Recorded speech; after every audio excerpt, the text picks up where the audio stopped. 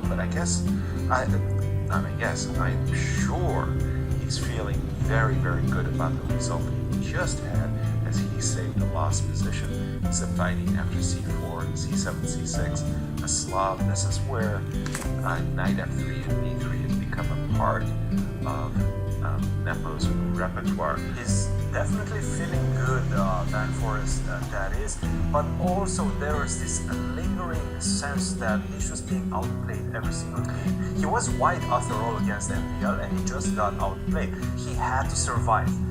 This takes a toll on you. Whoa, I'm really surprised by the choice of Nepo to go into an exchange Slav. I mean, Nepo came into this event saying that he wants to train himself and challenge himself, in fact, whereas the Slav, exchange Slav in particular, c takes d5, c takes d5, has such a drawing reputation on it. I have to say, it used to have a drawing reputation. It still does on some degree, but players know that there are options to try to push for white. I've actually played exchange Slav myself quite a few times, and I do have very good results with it. I've beaten quite a few very strong players. I think the latest one was by Jorden here in St. Louis, actually, a 2650 player. It's not that easy. There's a lot of intricacies in the position, and white can create some dynamic play either on the king side with h3, g4, and try to push those pawns against the black king, or on the queen side via the c-file. There are ways, and Jorden is playing this bishop g4, which I think is the best way to combat this exchange Slav. Really? Bishop g4, yeah. I'm much more used to bishop f5 from many World Championship games. And f2, f3, okay. This shows a real fighting style. You mentioned that white might want to expand with the move g2, g4, f2, f3. It certainly does support that move. You play bishop d3 instead. I guess after knight h5, well, pawn on d5 is no. I don't think you... Oh, jeez. Sorry, I'm just having a thought that you can't play knight takes d5 because of queen d8 check, and this is the type of thing that you want to avoid as white. You want a pawn, but after knight takes f4, you're not proud of the resulting position. I suppose knight h5 can be met by bishop to g5. I'm just having some fun looking at some weird positions like this. I'm not sure exactly what I want as black. If I play the move e7, e6, which it did, I'm a little bit worried that after g4, white gets some space for free. Okay, we'll keep a close eye on this game. I was looking at the game of MPL. He's up against Anton and win the candidate. So we're looking at that in the next round. Let's see how that sets up based on this round as well. Guys, back to you in St. Louis. Thank you, Maurice. Absolutely huge. Those matchup between Nepo and MPL and the candidates closing out each of the two halves. Again, Nepo losing in the first cycle in the 7th round. To make it a very exciting event, I need to draw your attention to the game of Anish Garry, because I need your expertise, Christian. You play a lot of Grunfeld's and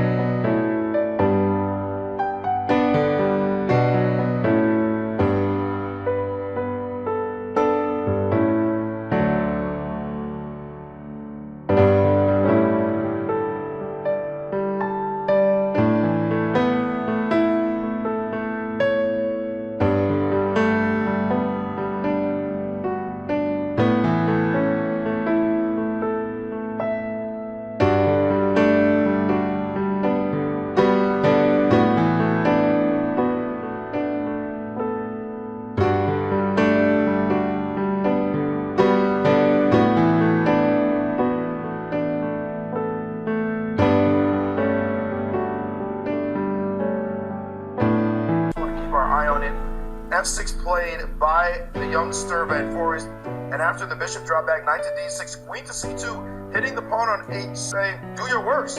Castles, again, b5, fearlessly saying, do your worst, and I said, you know what, I think I'm going to just take this pawn right now and capture on d6, king h8. He's looking around for some kind of move to potentially make this king, if his rook could get to f3, get the knight out the way, get the rook to f3, and get the whole thing going and get a checkmate. But some queen e8 is coming to deal with this attacking structure that white has.